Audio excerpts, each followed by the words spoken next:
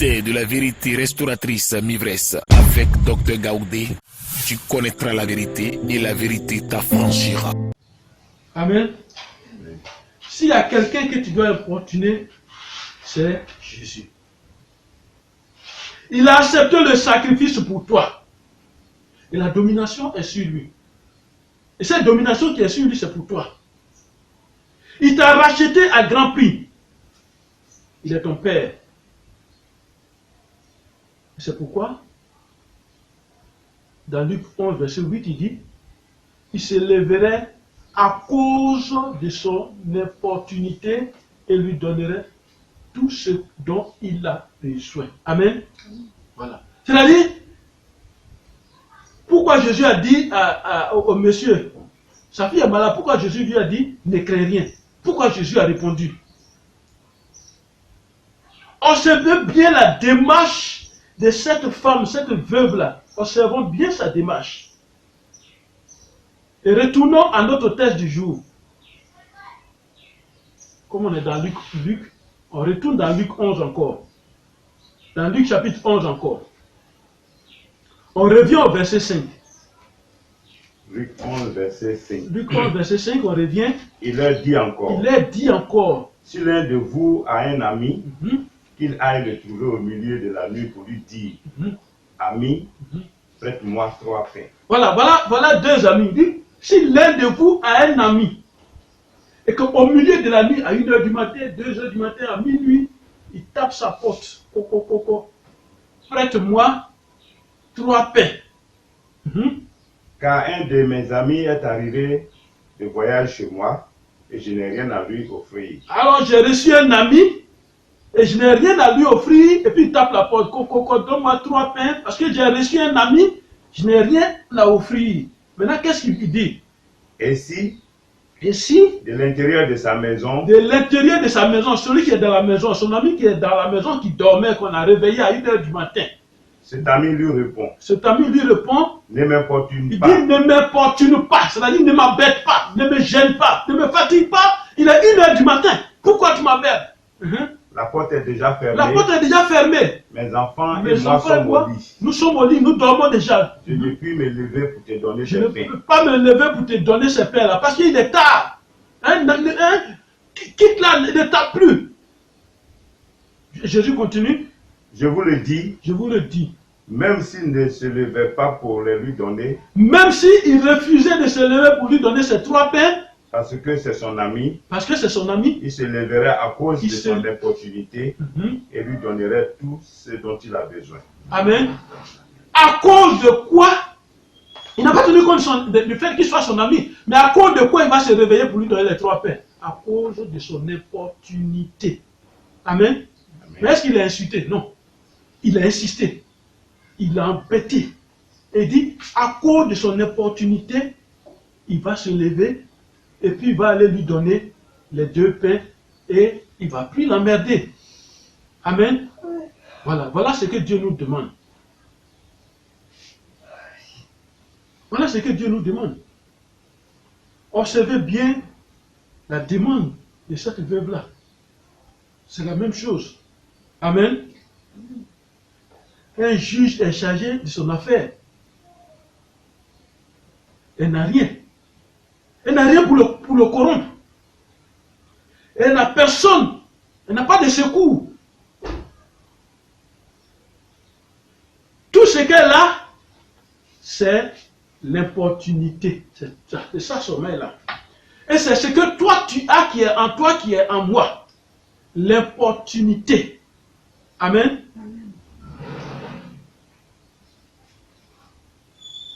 Qu'est-ce qui a déclenché l'exaucement de sa prière? Qu'est-ce qui a déclenché?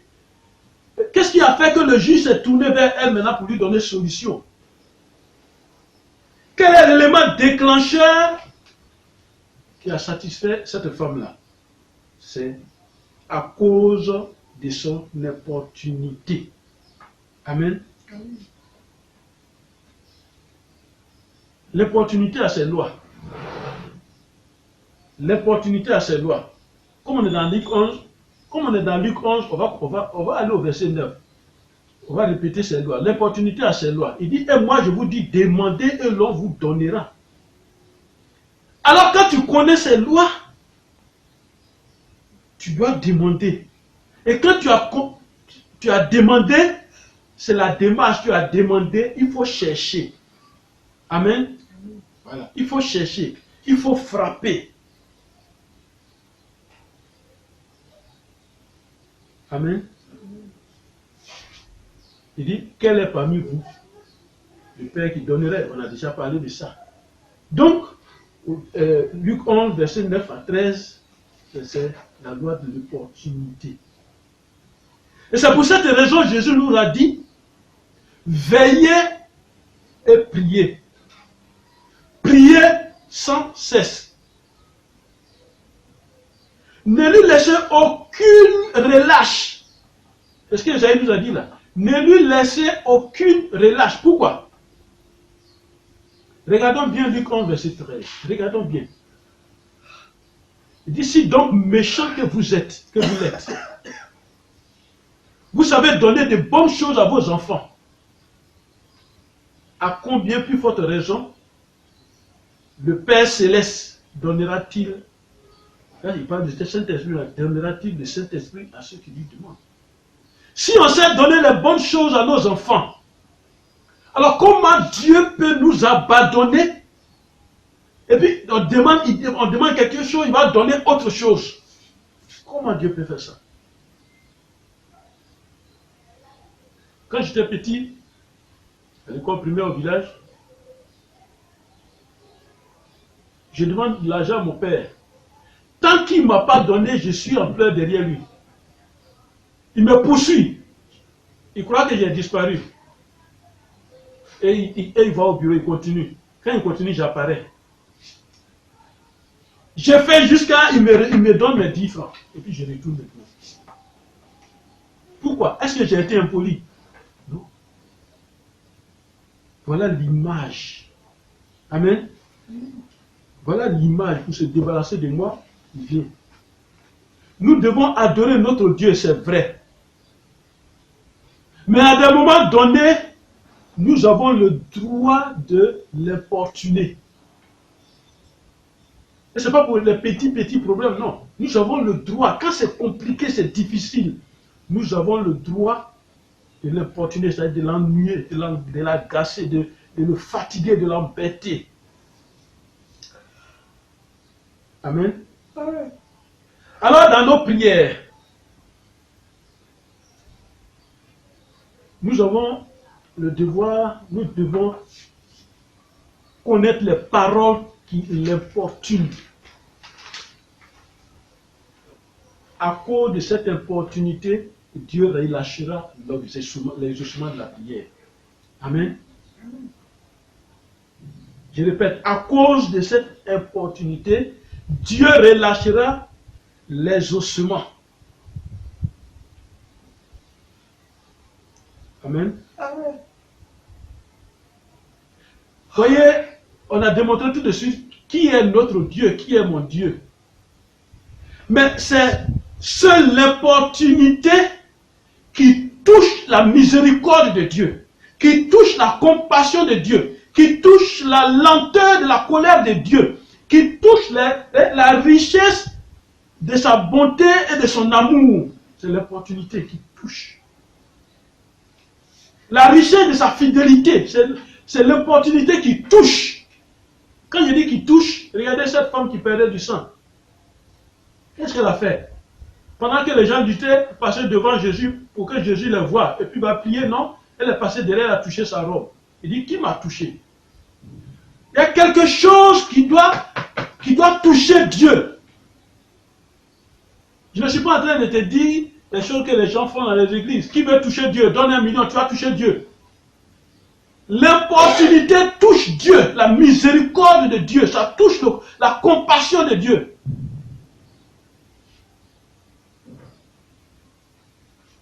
Une personne dit à une autre, ton fils est malade. Et puis l'autre dit, n'importune pas le Seigneur, parce que ton enfant est mort. Et regardez ce que le Seigneur va dire. Il dit, ne crains pas. Ton enfant va vivre, ton enfant sera sauvé. Pourquoi Jésus a dit ça? Pourquoi quand lui l'a dit, et puis Jésus lui a répondu comme ça? Parce que cette parole-là, quand il a dit « n'importune pas le Seigneur », cette parole a fouetté Jésus. Ça a secoué Jésus. Aïe! Donc, les humains n'ont pas compris que c'est moi leur père, c'est à moi qu'ils doivent demander, c'est à moi qu'ils doivent parler, quel que soit le problème, c'est à moi qu'ils doivent dire « Papa, voilà mon problème ». Alors pour ça encore, ils ont besoin de faire « Gloire à Dieu, digne, digne ». Ils n'ont pas besoin de passer par là. Ils ont besoin seulement de m'importuner, de me dire. Comme si Jésus se disait en lui-même, pourquoi ne pas m'embêter? Pourquoi ne pas m'ennuyer? Pourquoi ne pas me déranger et puis tu dors sur ton problème? Alors que vous êtes mes enfants et votre problème est grave et puis vous ne voulez pas. Voyez, nous sommes dans un monde où nous avons choisi le libre arbitre. Alors donc Dieu regarde celui qui fournit des efforts pour venir vers lui et Dieu va résoudre son problème. C'est comme ça, c'est simple. Amen. Parce que comme j'ai souvent l'habitude de le dire, l'humanité a choisi 2 fois déjà de ne plus marcher avec Dieu. Dans le jardin d'Éden, on a choisi, on a donné dos à Dieu. Ça c'est dans l'Ancien Testament. Dans le Nouveau Testament, Jésus est venu. On a mis le monde de meurtre, de mort, d'assassinat, le monde du mal, de méchanceté, on a mis là. On a mis le monde de l'amour, le monde de la compassion, le monde de vie, on l'a mis là. On dit qui vous choisissez? On dit on choisit Barabbas. On dit Jésus, on dit crucifiez-le. On a bien choisi. Ce sont des choses qui nous accompagnent. Alors celui qui fait l'effort et qui vient vers Dieu, c'est pourquoi il demande qui va l'importuner. Celui qui vient vers lui, qui l'importune, il dit, ah ouais, ça son problème est sérieux alors. Amen. Dans ce siècle, ce n'est pas les hommes qu'on doit importuner, c'est Dieu. Quelle que soit la situation que ta nation traverse, il faut importuner Dieu.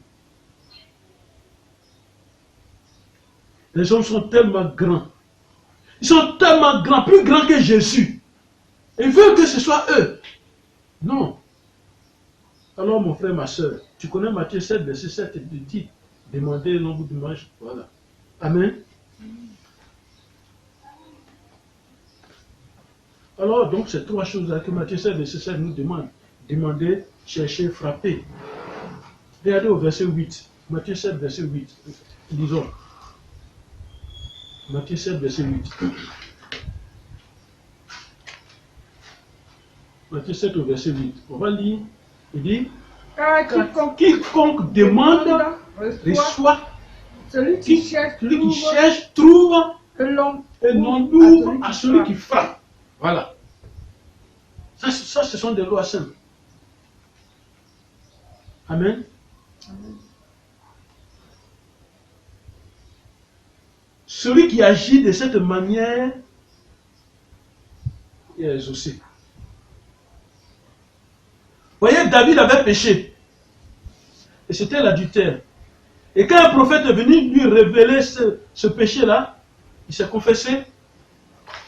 Mais avant cette confession, le roi David a dit quelque chose d'important. Il a dit, dans le psaume 51, verset 3, il dit, « Oh Dieu, aie pitié de moi dans ta bonté, selon ta grande miséricorde. » Vous voyez ce qu'il a dit? « Oh Dieu, aie pitié de moi dans ta grande bonté. » Dans ta bonté, aie pitié de moi dans ta bonté.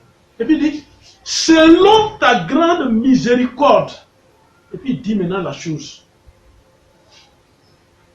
Amen. Regardez bien ce que David a dit. Il a pris sa pitié, il a pris son état de pitié pour confronter cet état-là à la miséricorde de Dieu. Est-ce que vous me suivez? Amen. Il a pris la pitié pour la mettre dans la main de la miséricorde de Dieu. Amen. Alors, comment ce type de prière?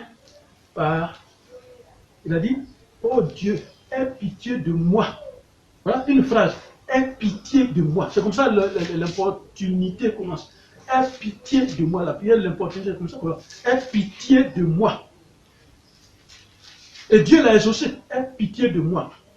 Alors David a mis donc la pitié dans la bonté, dans la miséricorde de Dieu. Il a mis sa pitié là-bas.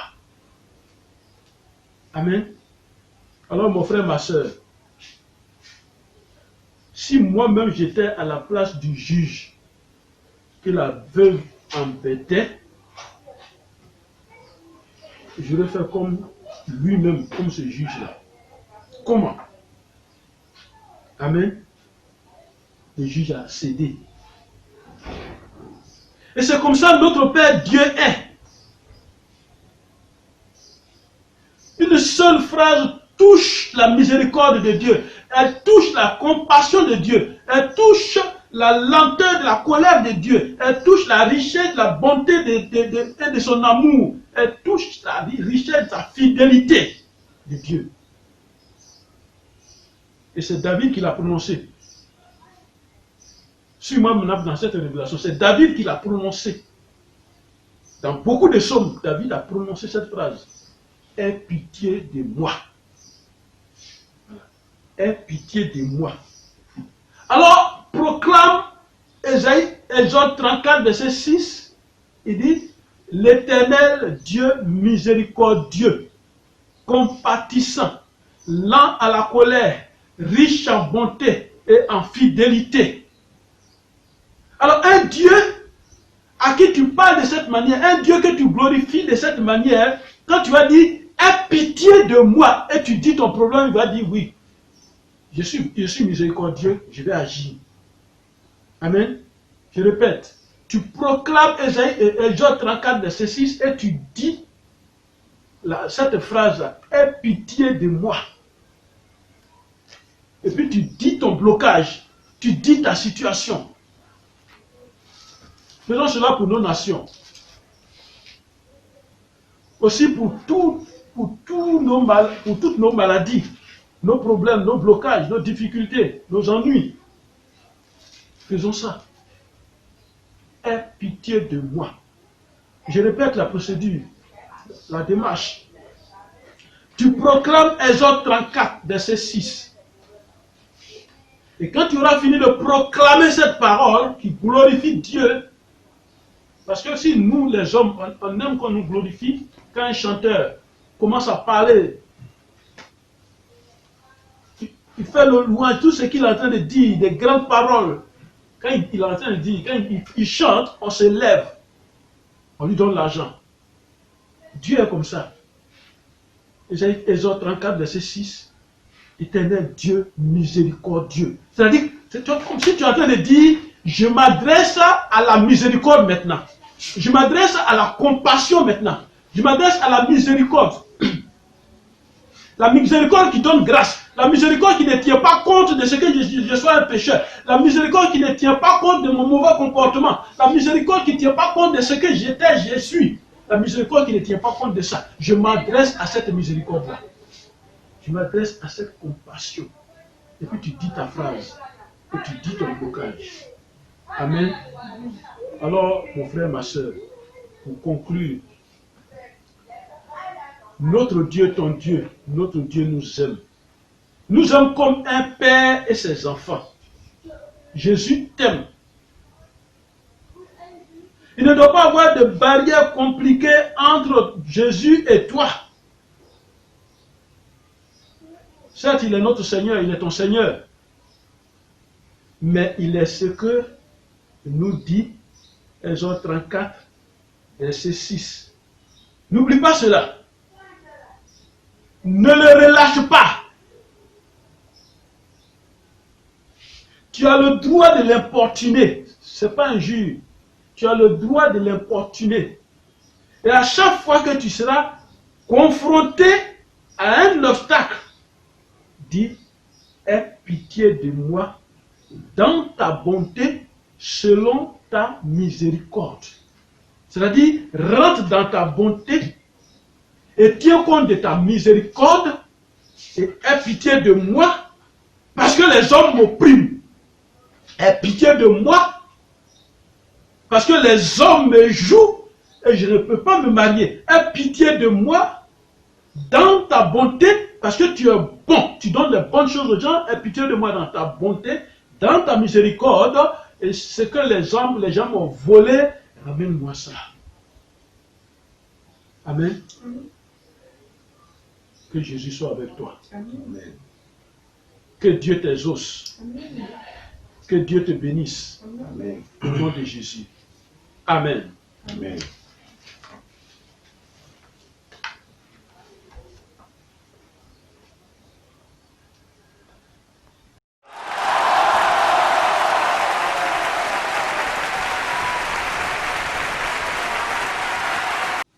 Amen. Tu as écouté cette parole, ce message, venant de l'Éternel. Et tu as écouté, voilà les conseils de prière. Comment prier? Et je rappelle que le thème c'est comment importuner Dieu pour être exaucé. Comment prier? Premièrement, tu fais une prière de repentance. Parce qu'il y a longtemps tu as abandonné Dieu. Tu fais une prière de repentance. Et deuxièmement, proclame Exode 34, verset 6. Et puis tu dis ton problème. Amen. Troisièmement, Psaume 51, verset 3, que David a prononcé. La prière de David. Oh Dieu, aie pitié de moi dans ta bonté, selon ta grande miséricorde. Et puis tu dis ton problème. Vous savez, c'est David qui a prononcé cette phrase-là beaucoup. Aie pitié de moi. Voilà les différents psaumes que tu vas utiliser pour prononcer, pour prier par rapport à ton problème. Quand j'écris, réponds-moi, Dieu de ma justice. Vous voyez, ce sont ces paroles fortes. Quand j'écris, réponds-moi, Dieu de ma justice. Quand je suis dans la détresse, sauve-moi. Aie pitié de moi, écoute ma prière. Psaume 4, verset 2. Aie pitié de moi, Éternel, car je suis sans force. Guéris-moi, Éternel, car mes os sont tremblants. Psaume 6, verset 3. Vous voyez, aie pitié est toujours dedans. Sixième prière. Aie pitié de moi, Éternel. Vois la misère où me réduisent mes ennemis. Enlève-moi des portes de la mort. Psaume 9, verset 14. Septième niveau de prière. Regarde-moi et aie pitié de moi, car je suis abandonné et malheureux. Psaume 25, verset 16. Éternel, écoute ma voix, je t'invoque. Aie pitié de moi et exauce-moi. Écoute ma voix, je t'invoque. Parce que je vais dire quelque chose. Écoute ma voix, je t'invoque. Aie pitié de moi et exauce-moi. Psaume 27, verset 7. Écoute, Éternel, aie pitié de moi. Éternel, secours-moi. Psaume 30, verset 11. Aie pitié de moi, ô Dieu, car des hommes me harcèlent. Tout le jour, ils me font la guerre, ils me tourmentent. Psaume 56, verset 2. Je t'implore de tout mon cœur, aie pitié de moi selon ta promesse. Psaume 119, verset 58. Tourne vers moi ta face et aie pitié de moi, selon ta coutume à l'égard de ceux qui aiment ton nom. Psaume 119, verset 132. Alors quand tu auras fini de prier comme ça, rends gloire à Dieu Remercie ton Dieu de t'avoir exaucé au nom de Jésus. Amen. Amen. Père, tes enfants ont écouté la parole. Et ton enfant qui suit cette vidéo a écouté cette parole. Papa, aie pitié de ton enfant. Aie pitié de ton enfant quand les hommes le harcèlent. Aie pitié de ton enfant parce qu'il y a un obstacle, un gros problème devant lui. Aie pitié de ton enfant. Dans ta miséricorde, dans ta bonté, aie pitié de ton enfant. Et détruis cet obstacle devant lui au nom de Jésus. Aie pitié de ton enfant qui souffre, il a une maladie incurable depuis longtemps. Aie pitié de ton enfant, guéris-le au nom de Jésus. Aie pitié de ton enfant, Seigneur, parce qu'il y a une impossibilité devant lui. Et depuis longtemps, il tourne à gauche, à droite. Cette impossibilité-là ne quitte pas. Aie pitié de ton enfant. Et que cette impossibilité soit brisée au nom de Jésus. Aie pitié de ton enfant, papa. Glorifie ton nom. Au nom de Jésus. Amen. Amen. Merci, Seigneur.